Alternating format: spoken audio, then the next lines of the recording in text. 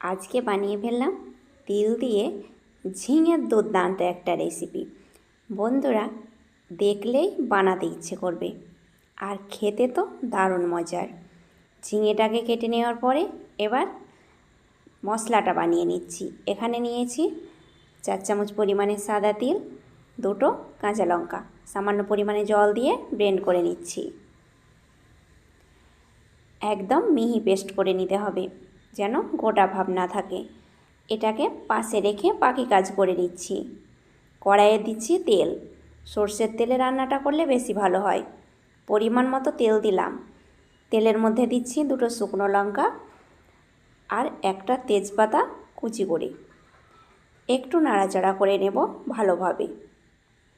এই রেসিপিটা নতুন স্বাদে নতুনভাবে বানিয়েছি। তোমরা একবার হলে বাড়িতে ট্রাই করে দেখবে। গরম ভাতের সঙ্গে, রুটি পরোটার সঙ্গে খুব ভালো লাগে। দিয়ে দিচ্ছি পেঁয়াজ কুচি।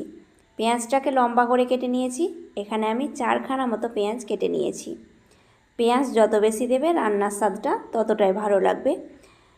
ইউনিক একটা রেসিপি বন্ধুরা পেঁয়াজ দিয়ে। তোমরা অবশ্যই একবার হলে বাড়িতে ট্রাই করে দেখতে পারো। পেঁয়াজটাকে বেশ একটু নাড়াচাড়া করে ভেজে নেব। পেঁয়াজ একটু নরম হতে শুরু করেছে, সেই সময়তে দিয়ে দিচ্ছি আধা চামচ পরিমাণে 5 ফোড়ন।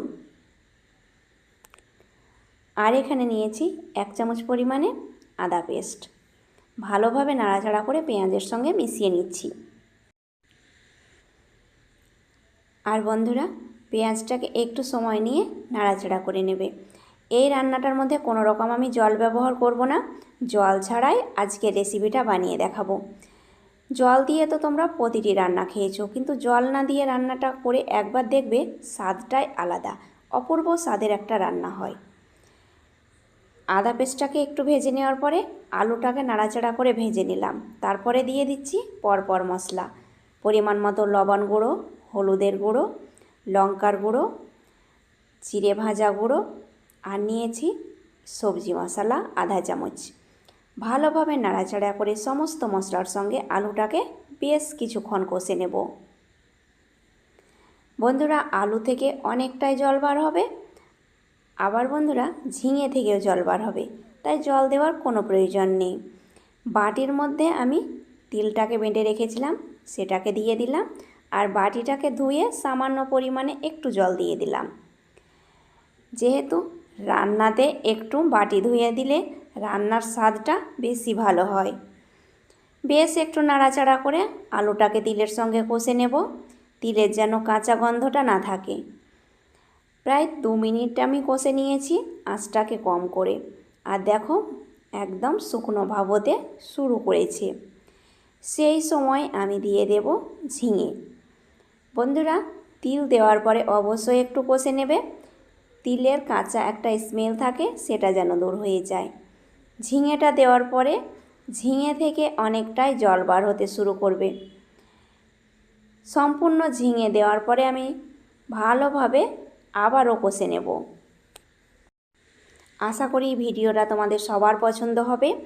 অবশ্যই বাড়িতে তোমরা একদিন হলে বানিয়ে খাবে বন্ধুরা। মাছ মাংসের প্রয়োজন পড়বে না এই রকম একটা তরকারি থাকলে। বেশ ভালো লাগে খেতে। আর বন্ধুরা নতুন স্বাদের নতুন রেসিপিগুলো সবার পছন্দ হবে। অবশ্যই বাড়িতে একদিন হলেও ট্রাই করে দেখবে। ভালো লাগলে লাইক কমেন্ট শেয়ার করবে, বন্ধু হয়ে আমার সঙ্গে থাকবে। ঢাকা চাপা দিয়ে দিচ্ছি 5 মিনিট মতো। আঁচটাকে কম করে ঢাকা দেবে, দেখবে আস্তে আস্তে জল বার হতে শুরু করেছে। দেখো অনেকটাই জল বেরিয়েছে ঝিঙে থেকে। আর এইভাবেই যখন জল বার হবে সেই জলেই পুরোপুরিভাবে আলু ঝিঙে সেদ্ধ হয়ে যাবে। আর দেখাচ্ছি বন্ধুরা, দেখো আলুগুলো কতটা সুন্দরভাবে সেদ্ধ হয়েছে। আর ঝিঙেটা একদম কচি ছিল, তাই নরম হয়ে গেছে। আর পুরোপুরিভাবে সেদ্ধ হয়েছে। আমি 2বার মতো ঢাকা চাপা দিয়ে রান্না করে নিয়েছি। আর এরই মধ্যে দেখো একদম মাখা মাখা হয়ে গেছে। আর পুরোপুরি সমস্ত সবজি সেদ্ধ হয়েছে। এইভাবেই তোমরা সেদ্ধ করে নেবে। বন্ধুরা আমি কোনো রকম জল ব্যবহার করিনি, আঁচটাকে কম করেই রান্নাটা করেছি। তোমাদের জলের প্রয়োজন থাকলে তোমরা কিছু পরিমাণে জল অ্যাড করতে পারো। দেখতেই পাচ্ছ কতটা সুন্দর হয়েছে রান্নাটা। এবার আমি সব শেষে আরও রান্নার স্বাদ বাড়ানোর জন্য দিয়ে দিচ্ছি সামান্য পরিমাণে চিনি। চিনি দিলে রান্নার স্বাদটা বেশ ভালো লাগে। বন্ধুরা অবশ্যই একটু ট্রাই করে দেখতে পারো, পছন্দ না থাকলে বাদ দিয়ে দেবে। এবার চিনিটাকে মিশিয়ে নেওয়ার পরে একদম চুলোটাকে অফ করে দিলাম। অফ করে দেওয়ার পরে এবার তোমাদেরকে দেখাচ্ছি একটা প্লেটের মধ্যে তুলে কতটা সুন্দর হয়েছে, কতটা মাখা মাখা হয়েছে। এরকম রান্নাটা বানিয়ে তোমরা গরম গরম ভাতের সঙ্গে পরিবেশন করতে পারো, দুর্দান্ত লাগে বন্ধুরা। তার সঙ্গে সঙ্গে আবার তোমরা রুটি পরোটার সঙ্গেও খেতে পারো। এমন একটা মজার রেসিপি, পোস্তকেও হার মানাবে। পোস্ত বেশি দাম দিয়ে না কিনে তোমরা তিল দিয়েই রান্নাটা করে নিতে পারবে। ধন্যবাদ।